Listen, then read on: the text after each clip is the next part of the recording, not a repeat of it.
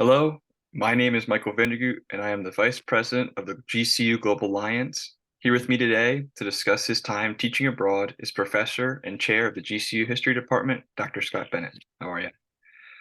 Hello, Michael. I wanted to start off by asking you, where did you teach abroad? I taught in three countries, El Salvador, Italy, and Denmark. How long were you abroad for? I spent 10 years teaching overseas from 1981 um, until 1991. So that 10 years. From 1981 to 1984, I taught in El Salvador. And at the time, El Salvador was really rocked by social revolution and guerrilla insurgency. And living there was like attending a 3-year seminar on revolution and counter-revolution. So I did find it very exciting. Then from Central America, I went to Torino in northern Italy, where I taught from 1984 to 1986. And finally, from 1986 to 1991, I taught in Copenhagen. I thought I would never leave.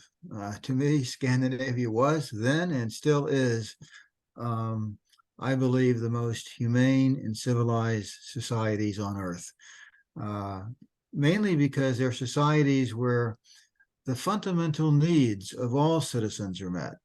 Of course, you pay for that in the form of taxes, but the benefits you get, I think, greatly outweigh that. Wow. What was your favorite experience about teaching abroad? Oh, actually, I think I would say I view this entire decade, along with 2 previous years that I had lived in the Middle East and Europe, as the quote unquote favorite experience of my entire life. Um, this was the most interesting and most exciting period of my life. Living and teaching abroad, it just did so many things. It broadened my horizons. Moving from school to school, from country to country, allowed me to meet new people, experience new circumstances, see new places.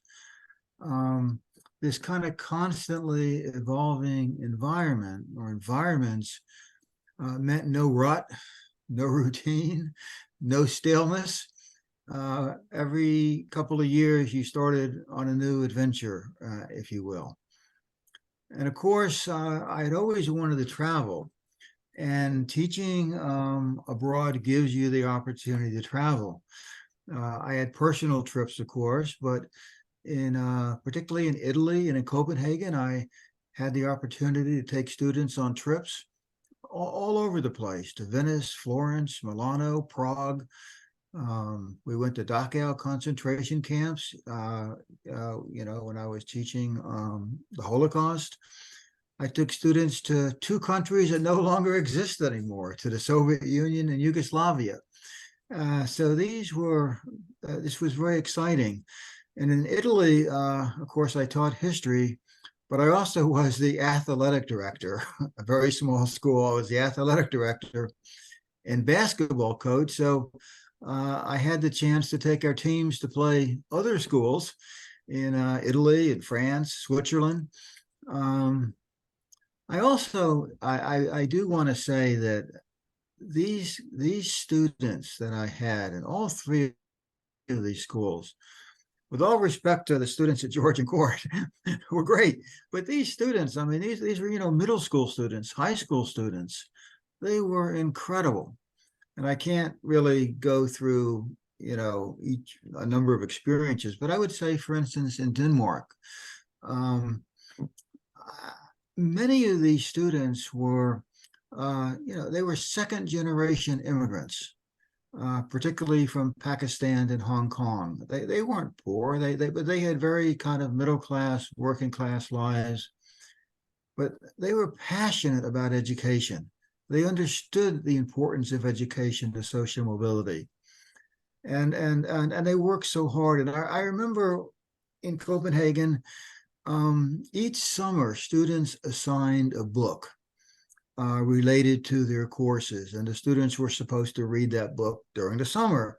And one year for my Asian history course, I assigned Shogun, a best-selling novel by James Clavell. It was 1,100 pages long. And I still remember one student. She was a Japanese girl who moved to Denmark a couple of weeks before school started. She showed up that first day in class. She had read the book, not in Japanese, but she read it in English with a Japanese English dictionary, page by page.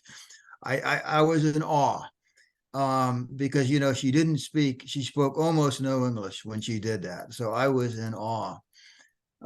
Actually, teaching in these international schools was very much like teaching in a select college or university. The students were there to learn. They were incredibly devoted. So I found that very, very inspiring. Wow, that is really incredible. That's a great story. Um, Now, my last question is, would you recommend teaching and studying abroad? Well, this will not surprise you to hear that my answer is absolutely. It will transform your life and it will give you a new perspective on America and the world and perhaps yourself as well. So if I could give a single bit of advice to any student or to any person, and as you know, as a student in my classes, I often say this, there's nothing more enriching, there's nothing more eye-opening, there's nothing more educational than travel. And if you travel with your eyes open, it will help make you a citizen of the world. So please do. Incredible. Thank you so much. Thank you. My pleasure, Michael. Take care. You too.